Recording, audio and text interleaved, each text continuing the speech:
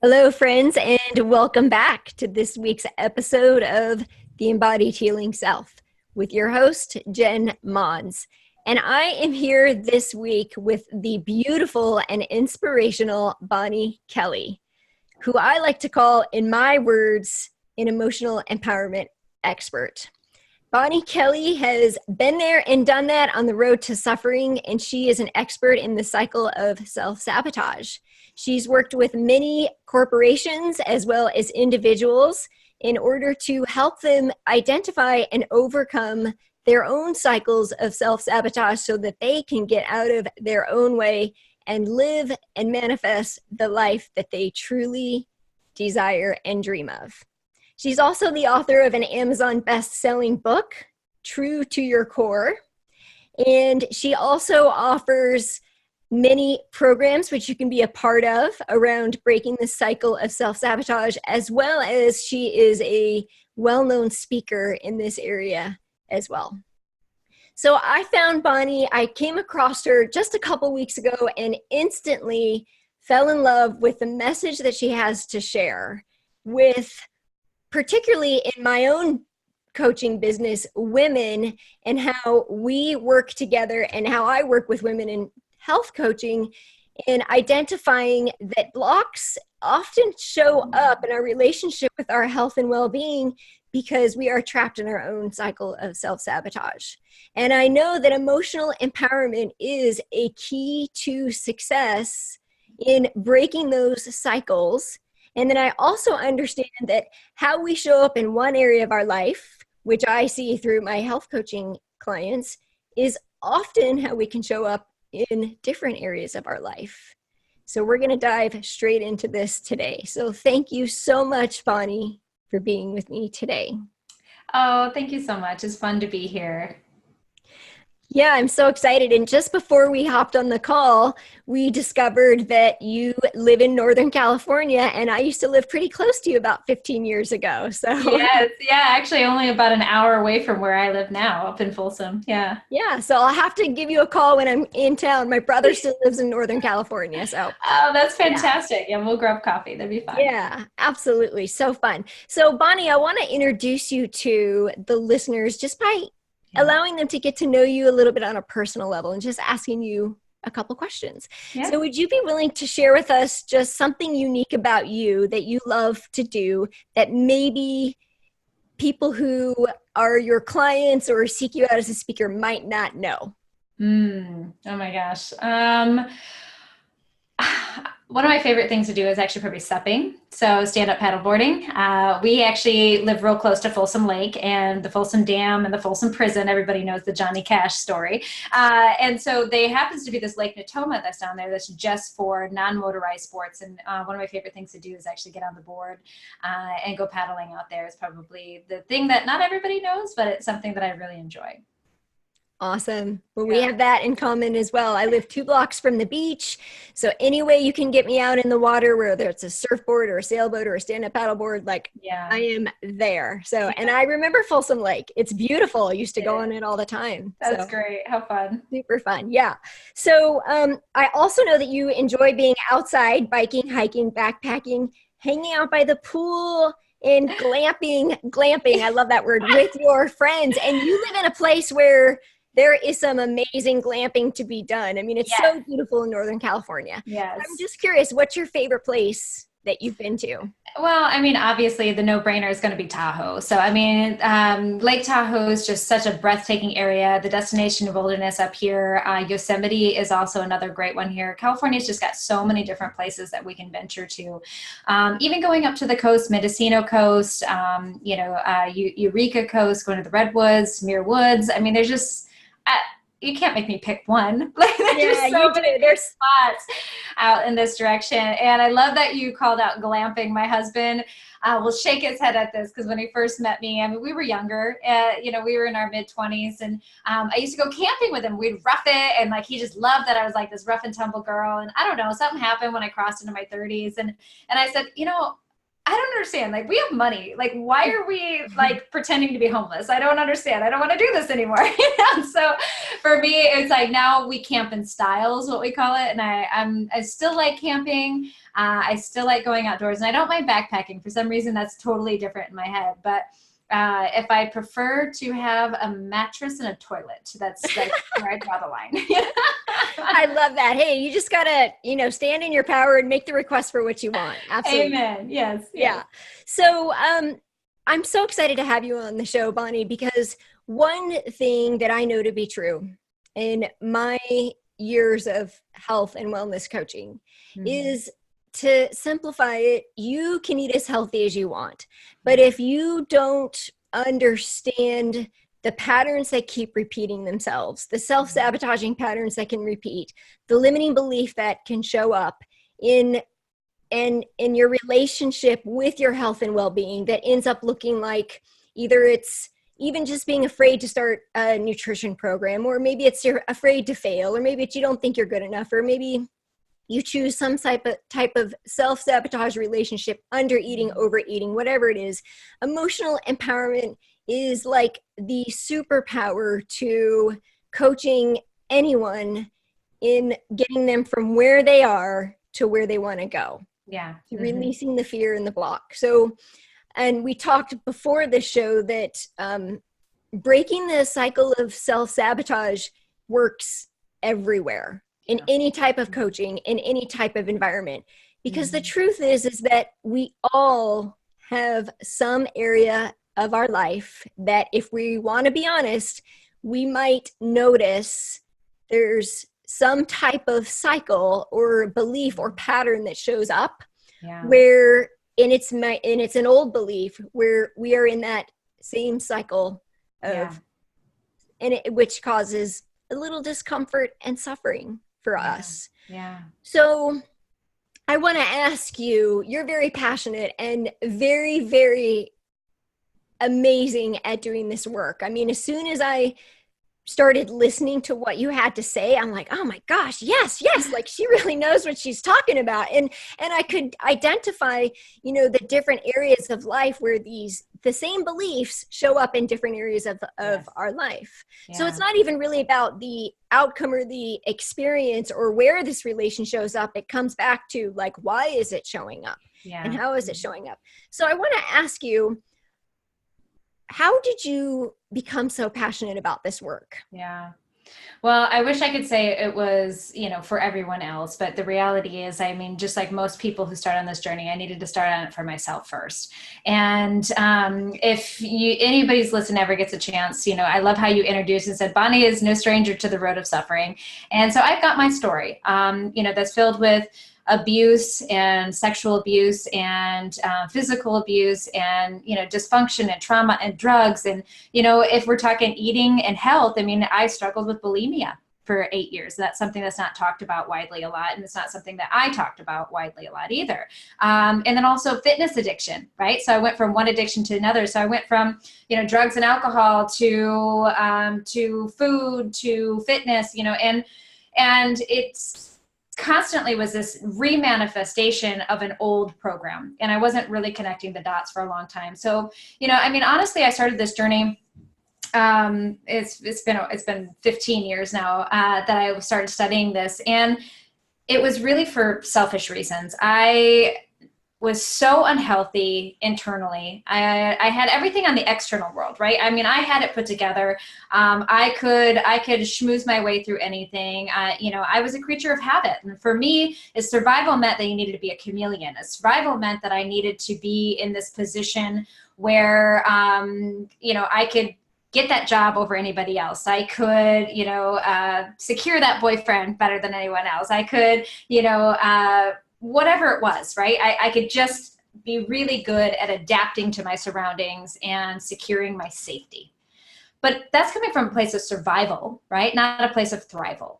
It's really then, and of course, and when you're in that place of survival, you don't have the capacity to handle just any more dysfunction, any more trauma, any more upsets. And each new upset isn't just, seen as or experienced as a small little bump in the road. It's like your house just crumbled around you. And a part of it is because your foundation isn't there, right? It's that your house isn't built on a foundation of self-worth, self-confidence, self-esteem, self-love. It was built on this facade of like, I'm showing the world self-confidence, I'm showing the world self-esteem, but internally, I feel that I'm not enough. I feel that I'm worthless. I feel unlovable. I feel broken. And so because my foundation is on sand or as a house of cards, whatever analogy fits for you, because it was built on that, when life turmoil happens, my house would crumble. And so, of course, like when it crumbled around me, I would go revert back to these numbing habits.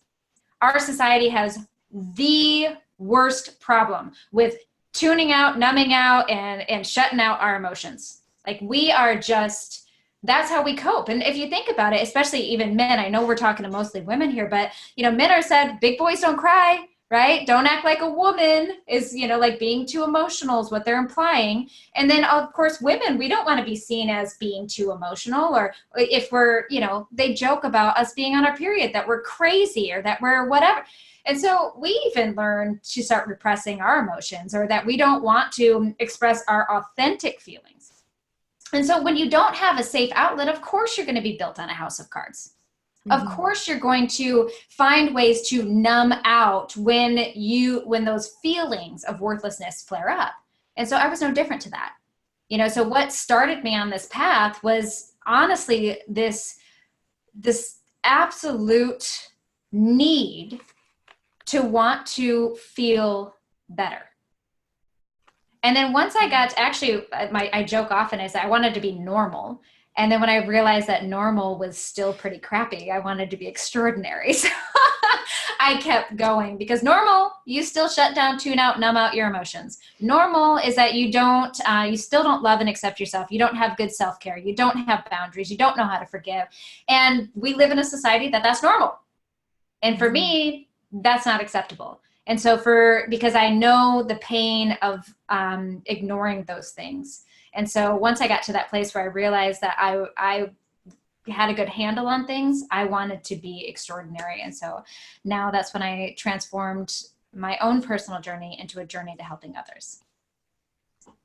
Yeah, I love that all that you shared. I know one thing that I know to be true is that most of our health and well-being challenges come from overwhelm, which usually I see the underlying layer to that is not being good enough or worthy, so that we overachieve, or perfectionists. So overwhelm and stress and low self-worth. So that, and those are some of the beliefs that you mentioned, those self-sabotage cycles, the not being good enough, not being lovable, not being, I think you said, or being helpless. And those are basic human needs that we all have. We have a basic human need to be loved, accepted, worthy, safe. And the crazy part is you actually are those things, but it's your ability to receive those things is the problem. Right? Is that we often think, well, no, I'm not these because my parents didn't love me, because I was abused, because my spouse, is neglectful, or we don't emotionally connect, or whatever the thing is.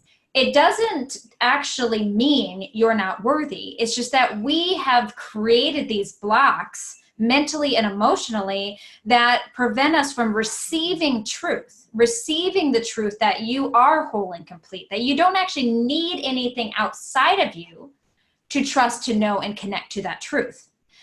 But it's that we have this society and these personas that influence and what is the word I'm looking for? It really it convinces us that no, your love is proven by these outer things, or that, by how skinny you are, pretty you are, what you drive, or the house that you have, or the person that you're dating, or how well your children behave.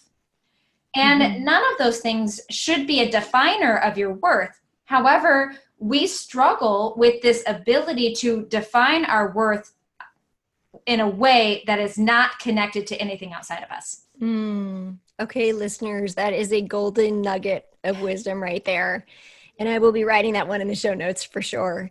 And it's really how I came up with the name for this podcast, Embodied Healing Self, is that we already have everything we need inside of us. We already are all of that, all worthy of all of that. Sometimes we need guidance and support, Yes, on our path, our journey, which is what you offer through emotional empowerment. Sometimes we need support. I don't even think sometimes it's necessary, to be honest. Yeah. Well, and then there is that space where once we get the support, we come internally again and reflect with what we've done, right? Yeah. So, but yeah, you're absolutely right. I mean, you and I wouldn't be where we are if we hadn't had mentors and support on the way, for sure. Yeah. In one of the quotes that I believe is in your book several times, and that you say is that, so we know that we've all had these experiences. We all had something that happened in our childhood where we created a belief that felt good at the time to keep us safe. And it doesn't make anybody wrong. Sometimes it just happened to be a situation where we just perceived it in a way where we created a belief. And sometimes there is deep trauma that needs to be healed. It can happen in many ways. And what you say is, it's not your fault and it's your responsibility. Yeah. And so this is where we decide, once we identify, because I think, one of the, what I heard you say a lot is like, it does take some courage to lean into the discomfort of that self-sabotage cycle. Like it's so easy for us to check out and disconnect. Yeah, because it feels too heavy, right? The pain is too much. And we often are afraid that it's like Pandoras Box, right? If I open this up, I'm not going to be able to contain it, or I'm not going to be able to handle it. And so we feel that, well, I'm just going to keep the lid on this. And we feel like this false sense of security that if I just keep the lid on, that I'm going to be okay because I know how to manage this level. And the reality is, you're right. When you take the lid off, it's going to get worse before it gets better. Okay. So let's just like blow that smoke screen out of the water. Okay. But I shouldn't say, and it's worth it. Okay? Oh, totally. 100%. Because the difference is, yes, it does, because now all of a sudden we have to deal with the pain that you've ignored for so long. So yes, like stuffing it down, putting the lid on it, and just managing a mediocre life, an okay life, is totally doable. You've been doing it for a long time. You're great at it. Great job. You can always go back to that if you want to. But if you know you desire more, if you know that you're capable of more, if you know that you deserve more, even at a subconscious level, then you can't afford not to lift the lid off that stuff.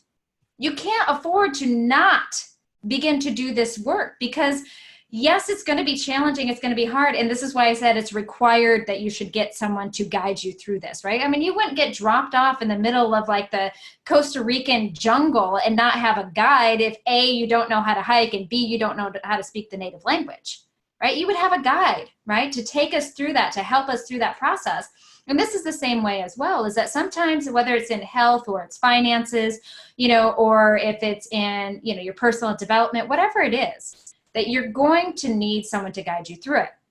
However, doing so is the only chance you have to getting to that grass is greener on the other side paradise that you believe and know and trust that you can have. To your truth. To your truth. To what right? you desire.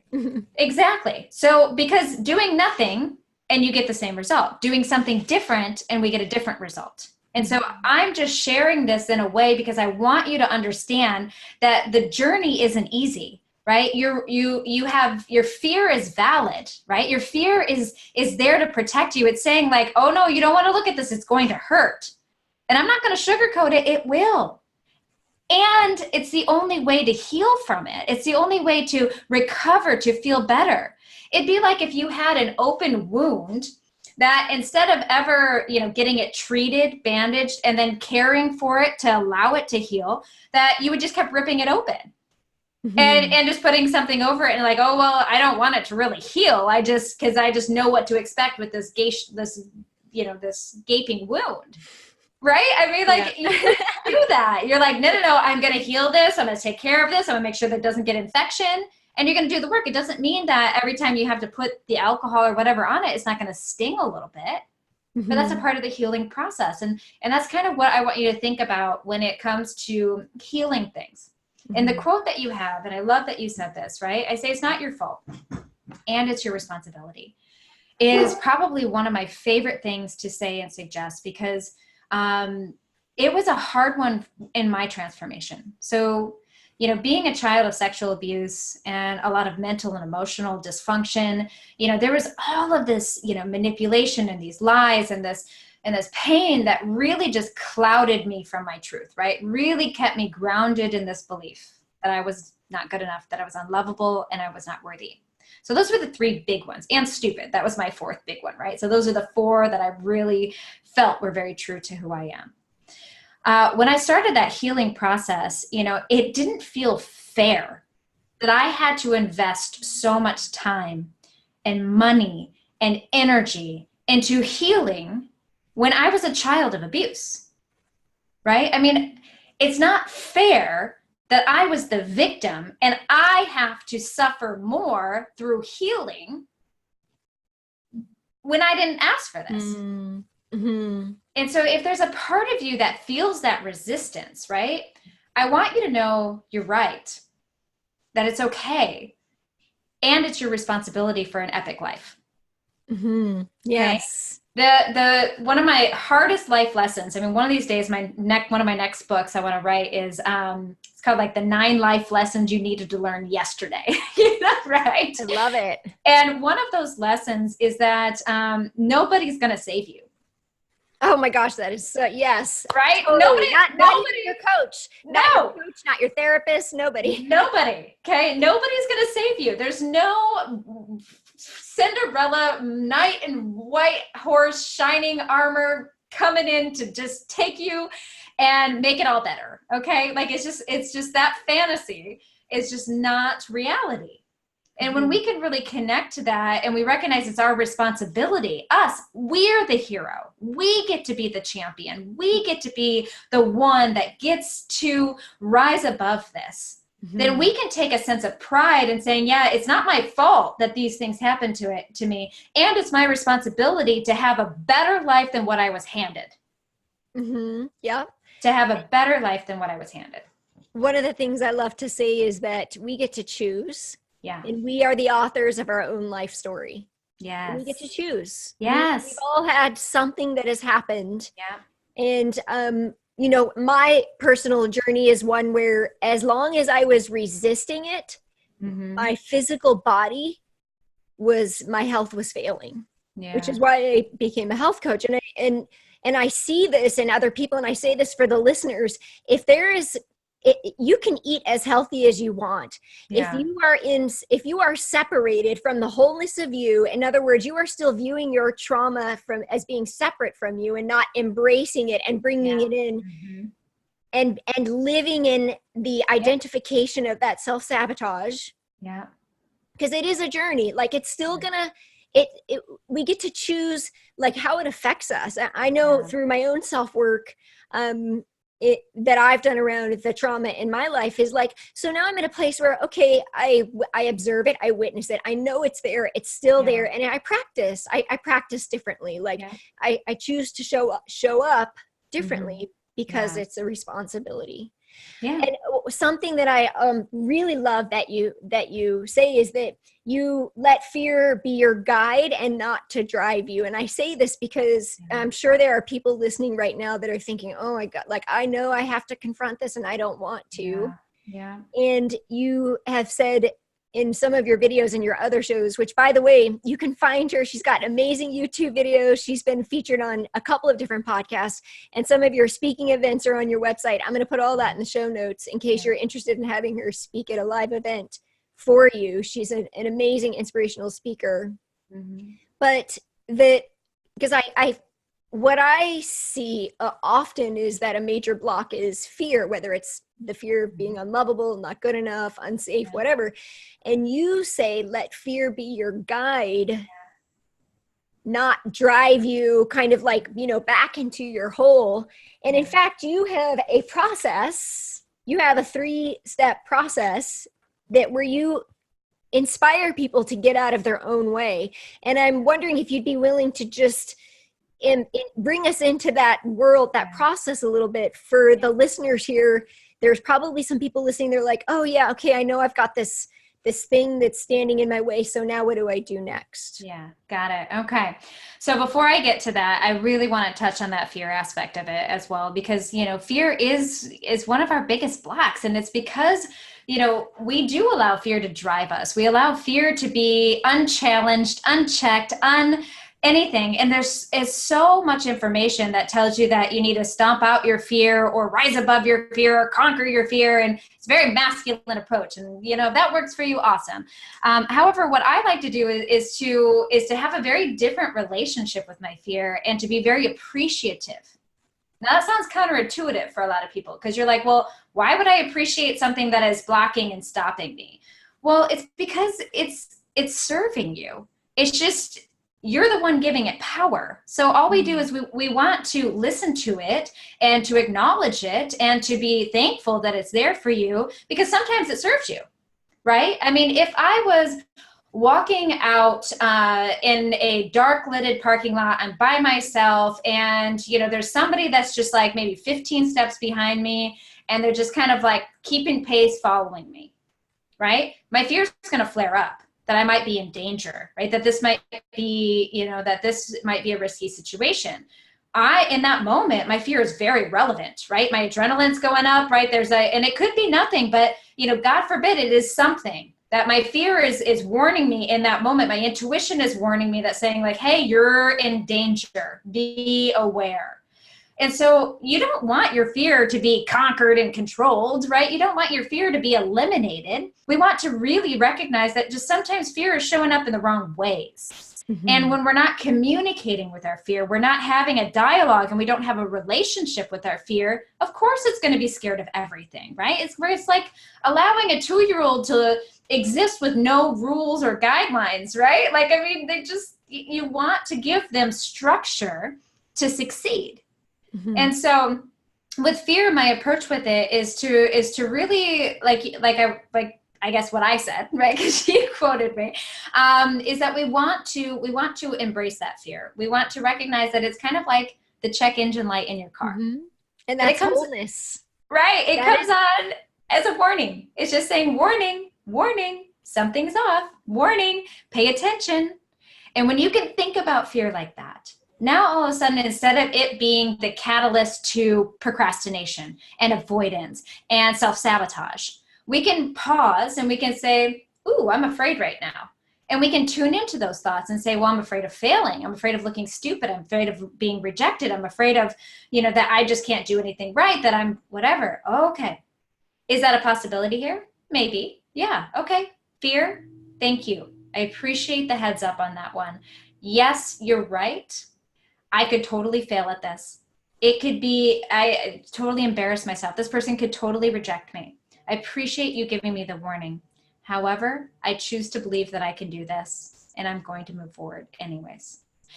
So now all of a sudden your fear is like, oh, she heard me. Cool. All right. Simmer down. All right. I'm gonna come over here. We're just going to chill out back here. I'm back here if you need me. Okay. I'm totally in the background, but it's not in the driver's seat. It's not controlling the behavior. It's not controlling the direction. So I wanted to make sure, because you're asking how. Yeah. Right? I love how you took us through that. It's like creating that healthy relationship with your fear. I mean, even as you were talking through it, it's like, just being present with it, like almost like having a conversation with it. Like, what is it, leaning into it? Like, what is it here? What is it saying? What is it showing me? Yes. And if you need to give your fear a name, do it. Just make sure it's a fictitious name. Okay. You don't want to call it your mother or your cousin or your ex-husband or something, right? Because then you're going to associate some part of you that's really maybe not so champion with some other person. And, you don't want to displace any of that. So, I mean, Disney villains are some of my favorite,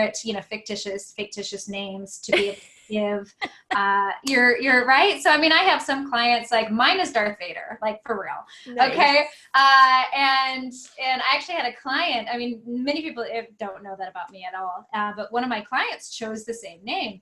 And I remember I was coaching her. This is a funny story. I was coaching her one day, and I could just hear her fear was like totally in the driver's seat, totally in control, all over the map, right? And so she's like, sabotage, sabotage. And in the background, I just go, right? And of course, I'm not doing justice right now, but I just start breathing like Darth Vader. I'm like, I am your father, and she just died laughing. And I love it. I'm like, well, if I'm going to have a conversation with you, I better at least to know who I'm talking to right now, Let's just call it out. Right. And so, but because we've given the fear kind of a sense of humor, right? A name. We could be playful with that fear, and we can have that dialogue. And it doesn't mean you're crazy to talk to yourself. It means that you're brilliant, okay? Because Albert Einstein, I'm in my husband's office, totally Albert Einstein behind me, even spoke to. I mean, he'd work things out aloud all the time. I mean, that doesn't mean that that you're weird. I mean, people just label it as that. I talk to myself all day long, and it's totally cool. But my point is that you want to be able to talk through it with you. And it starts with acknowledge your fear. Okay? Acknowledge that there's relevance to whatever it's afraid of. And even if it's a small percentage, there's relevance to it. So we think, and then we think it, and then we make a different choice. Okay. So acknowledge it. Don't ignore it. Think it, and then make a different choice. Okay. And if you want to choose to no, I'm choosing to be afraid right now, just own it. Girl, own it. Okay. It's okay that sometimes that you just want to stay stuck. I don't want to deal with this right now. That's okay too. And give yourself a deadline. So if you're grieving, for example, I have one of my coaches right now, her cousin just committed suicide. I mean, it's just devastating. And she happens to be a grief coach. And she's working through, it's okay, I'm grieving. And I said, and she's like, well, how long should I give myself to grieve? And I said, that's a great question. How long do you feel you need? And she's like, well, I need about 3 days to just feel like crap. And I'm like, then give it to yourself. Give yourself permission to have a couple days to feel like crap. And then when that time expires, now make a different choice. So if you need to if your fear is just that loud and that ugly, give it a timeline. Say, you know what, fear, I'm going to give you a few minutes. It's cool. You can totally be in the driver's seat right now. I don't want to deal with this. I don't want to talk to this person. I don't want to handle this. I don't want to face this. It's okay. But consciously make that choice. There's a difference between a conscious choice, then there is a subconscious or reactive choice where you're not participating in the outcome. Yeah, the reactive choice almost invites the subconscious pattern to come back again. Mm-hmm. Totally. Yeah. Even if the choice is just to be in stillness or not to do anything at this time, like you said, just be clear about it and just say, okay, own it. I'm right. This is where I am, and have compassion for it. Yeah. But then also be realistic about it and say, okay, well, give yourself some time. And then when that time is up, make another choice. That's it. Yeah. So expiration date, right? Just like the milk in your fridge eventually is going to spoil. You need to allow this to spoil too. Right. Yeah. And I think that's, I think that once we do the work, that becomes the next layer of continuing the work is maintenance. Yeah, the maintenance cycle is really where I noticed myself falling into is, okay, so I could offer myself self-compassion all day. I'll offer it for a couple of days because after you've done, as we started out by saying this, just to be really clear, the courage to dive in, to uncover the limiting beliefs and patterns that show up, which might have stemmed from some type of trauma or something that happened in your childhood, is not easy work. It's not. No. And it's worth it. And it's a journey. Yes. It is a constant journey of expansion and contraction, of always, becoming to the next level and then being present with where you are. So I love that you said all of that, because that feels like an invitation to, for me and for listeners, to give ourselves permission to be curious about what it might look like, rather than noticing the fear of I might not be able to do it. When we welcome gratitude and compassion, it feels like more of a space to just be present with where we are.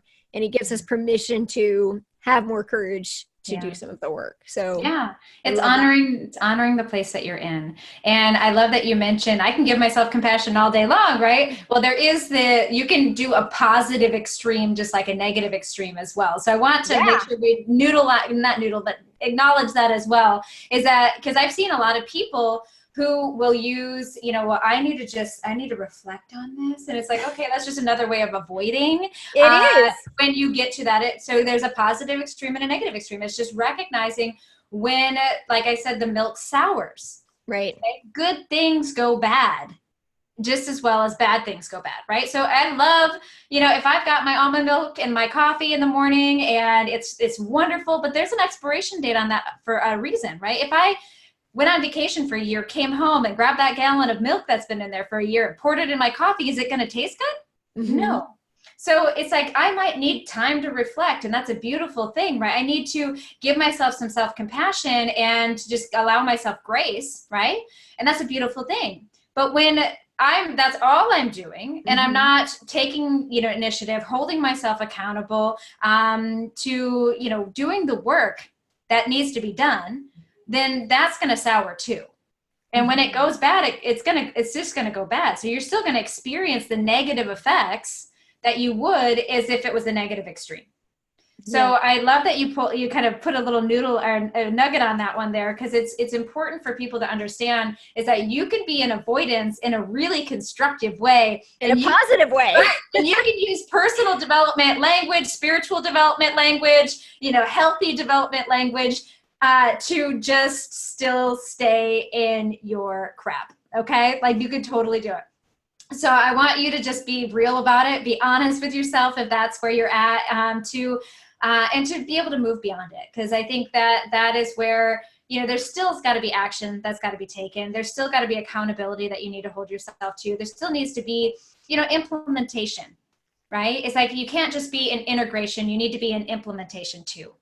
And so there's an ebb and a flow of these things, right? When you need to be, in and out, when you need to step up and step down, you just need to, build your intuition muscle to understanding you, to know when those times are. Yeah, that's another quote. It's going to go down. I mean, it's so true. We look out in nature, we've got seasonal cycles. We have winter before spring. We have the new moon and the full moon. Like we're all in this, constant state of flux and ebb and flow, as you said, expansion and contraction. And, that is also when it's helpful to have somebody to support you or guidance to keep you accountable and to also guide you to going into that next step.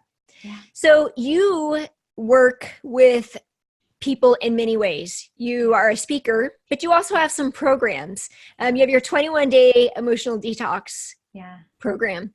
Would you be willing to share a little bit more about that in case there's listeners on here who want to find out more about you or more about this emotional empowerment cycle of self-sabotage? Tongue twister, right? So if you know that you're stuck in a cycle of self-sabotage, there's three main stages. I love that you said there's 3 steps, right? There's 3 things that we need to do to be able to recover from that. The first one is we need to get to the root. Okay. So this would be, I want you to imagine that your mind is kind of like a garden, that it's been unmaintained for many, many years. When you decide to go into that garden, you're going to see that there's a lot of weeds that have grown. Now, weeds will suffocate your plants, right? I mean, that's just the reality. Your fruits and vegetables aren't going to thrive. They're not going to grow. So you're not going to be able to reap the harvest of these beautiful beliefs and these thoughts until we've really done the work to remove the weeds. But if you take a lawnmower approach, to your garden, those roots are going to get stronger and more dominant. And unfortunately, a lot of stuff out there is taking this lawnmower approach. And what I refer to that is where I'm going to give you an action plan without understanding the subconscious, without understanding why you're behaving this way. Okay, it'd be like me giving you a diet plan and not doing the work to connect to why you keep sabotaging your diet in the first place. Mm-hmm. That's the roots of the weed. Do you see what I'm saying? Right? I think we've all been on that before, where we've taken some kind of challenge, but we haven't done the deep dive. So we need to get to the root. That's step number 1. We need to understand you. And every, your neurological imprint is as unique to you as your thumbprint, girl. You are an endangered species is what I often joke about. Okay. You are you, and you are unique, and your whys are going to be unique to you. The actual core of what those are very common. The process of getting to it is very duplicatable. But your understanding of this and how it relates to you is very unique to you. So get to the root. Once we get to the root, we understand ourselves at a very core level, at a very, like self-aware level, like more self-aware than you've ever been before, right? Like we need to really pull the lid off some stuff. Now it's time to release. So step 2 is release. We need to release the story, release the perception, release the beliefs, release the limiting language, release the sometimes physical relationships or the physical environments. We need to get into that process of releasing that which does not serve you. And we'll know what that is because we did the heavy lifting getting to the root. From there, step number 3 is where now we're going to get really resolved. So it's root, release, resolve. Resolve is where we are getting very resolved in the new direction, the new you. It's becoming resolute in your identity.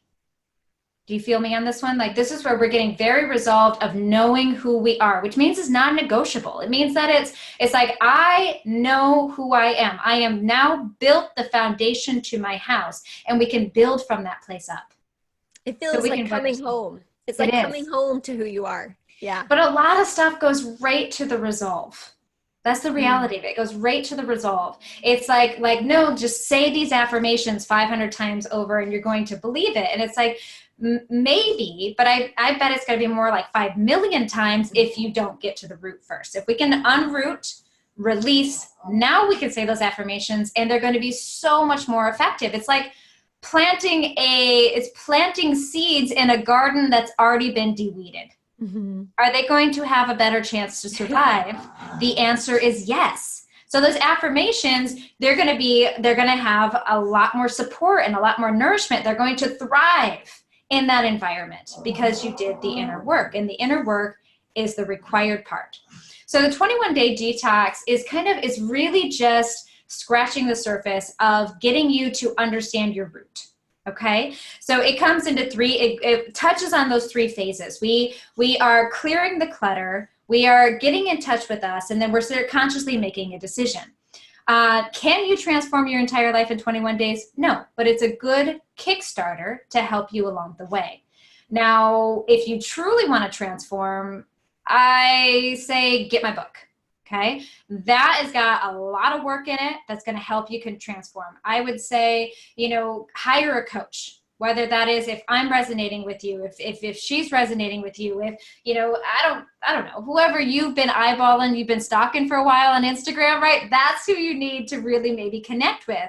And don't allow the fear of not having enough money, not having enough time, not having enough resources be the limitation. So the 21-day detox, you guys can actually get 7 days free. Like anybody's welcome to get started on it. Here's a little secret sauce too. We sell it for $50, but if you sign up for the free, we're actually going to give you an opportunity to unlock the whole program for $7. Shh, don't tell anybody. Just kidding. You can tell anybody. I don't care. That's a good number. Yeah, right? I mean, it's like you can buy it straight off the program or just sign up for the free and then unlock it for $7. And so that's a great way to just start kind of decluttering the mind. Like she said, you can get my book on Amazon.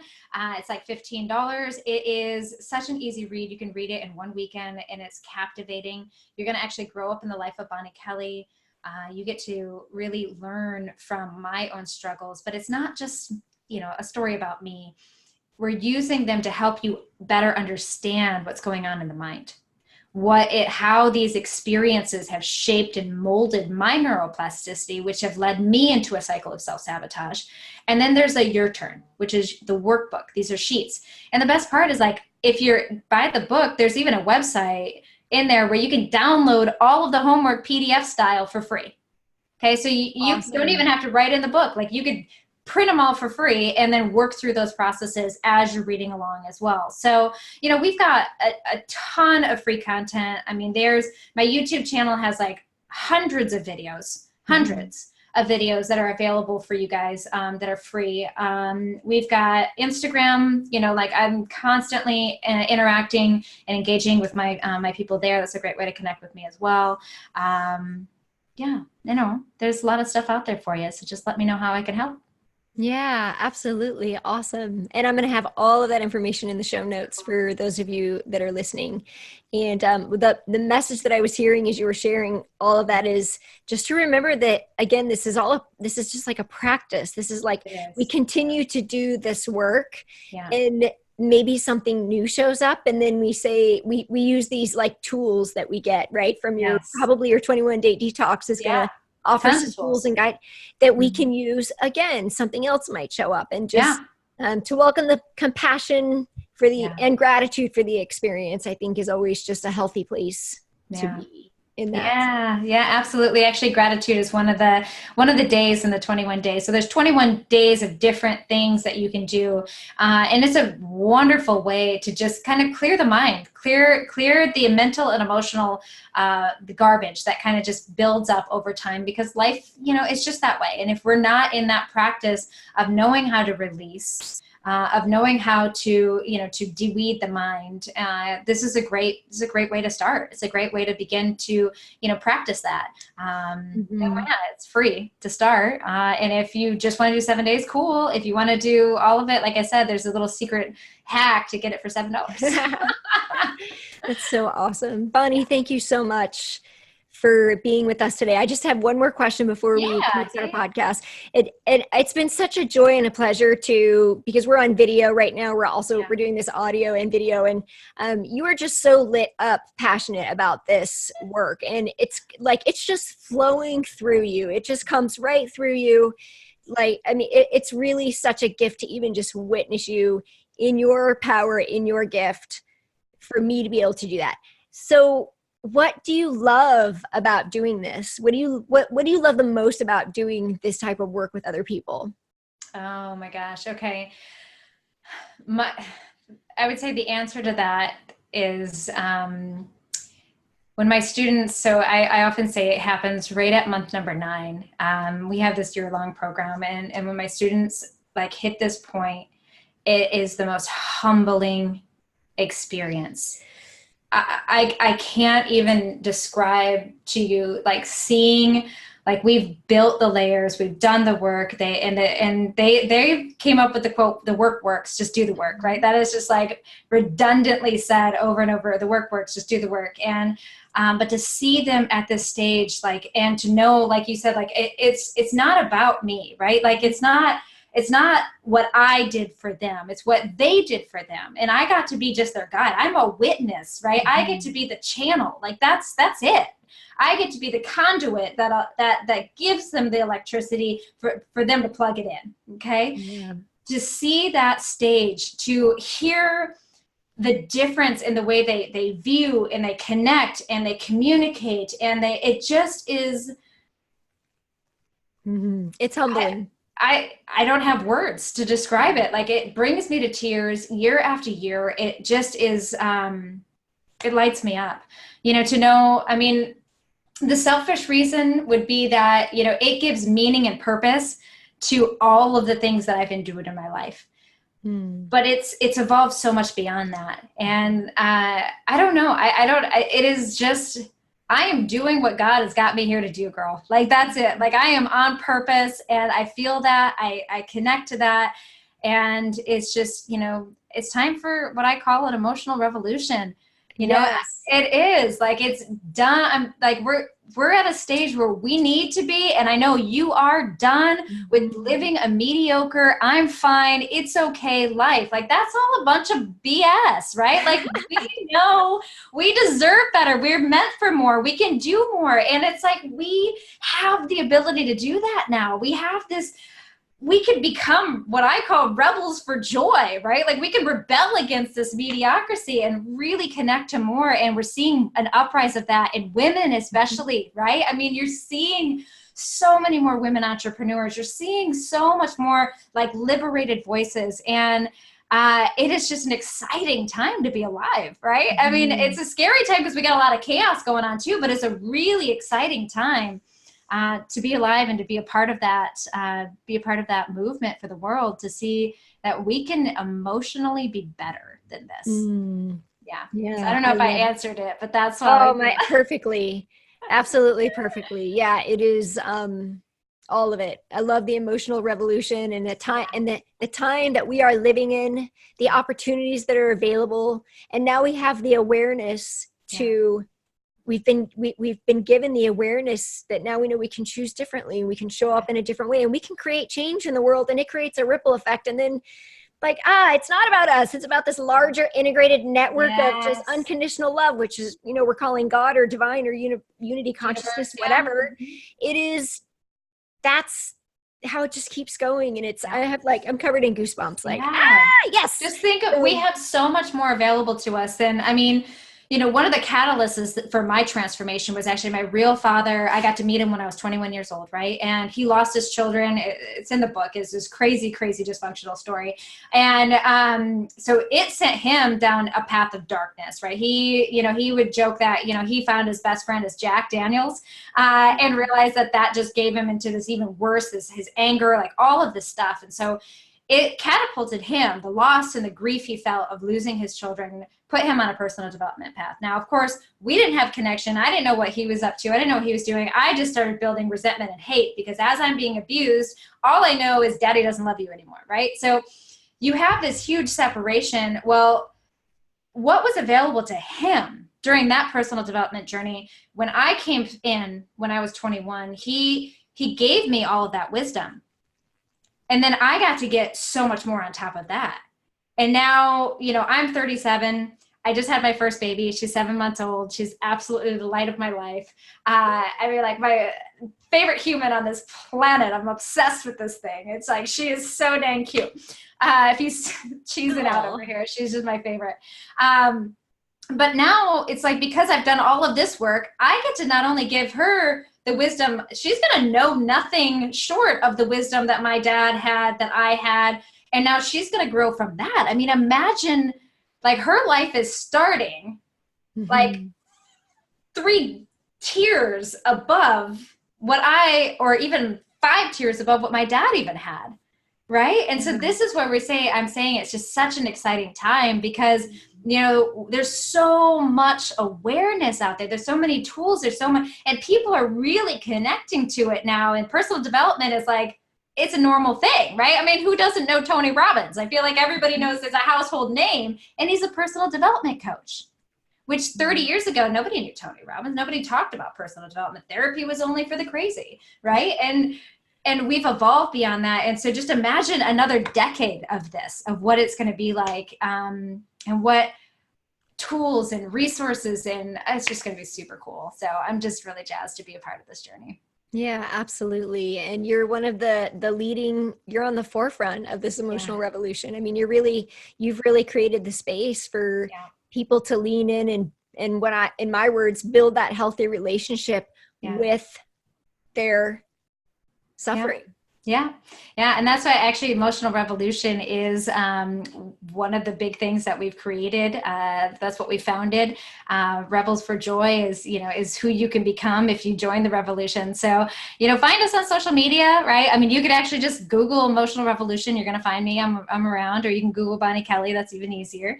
But yeah. So if you're feeling this, join us. You could be on the front lines too. I love it. I love it all. I just, and that is a beautiful gift in children. I have 2, 10 and 13 girls. Wow. And, they remind us of how simple things can be. Yeah. And they are full of unconditional love and joy. It's already all there. We just unlearned those things. And all we have to do is just relearn them. And like you said, release the things that aren't serving us and come home to the truth of who we are. Yes. And it's a cycle. And congratulations, by the way, on being in the new cycle of parenting. It's such a joy. Yes. Yeah. It's amazing and hard and magical and filled with a lot of poop. All of those things. And, it might just be that whole awareness that invites you to just evolve all of this to the next level, because there's so much to learn from our children. Yes. Yeah. Totally. Well, Bonnie, thank you so much for your time today. I know that the listeners who are listening in that I know of are just going to be so excited to hear all of this. And who knows, maybe we'll get you to come out to Jacksonville sometime at a live event and speak, because everything that I have seen and through your YouTube and all your videos, and I'm going to put those links in the show notes for you guys to check out. I mean, it's just such a powerful message that is really, quite honestly, a part of all of our experiences. It's just, we get to choose how we show up, and we get to choose how to create our own life story. So Rebels for Joy, I'm in. We all need more joy and, you know, happiness. Like, life just, it can go by fast. So I actually, once you have children, you realize faster. How quickly that goes. Like, you're just like, how did she turn, she's going to be 8 months. How did that happen? Like, I just had her. Like, I don't understand. I does not compute. All right, gorgeous. Well, thank you so much for your time today. And I'm really excited just to continue to share what you're doing, and just keep doing your thing. Cool. I appreciate you. Thanks. All right, guys. Mwah! All right. Bye, everyone.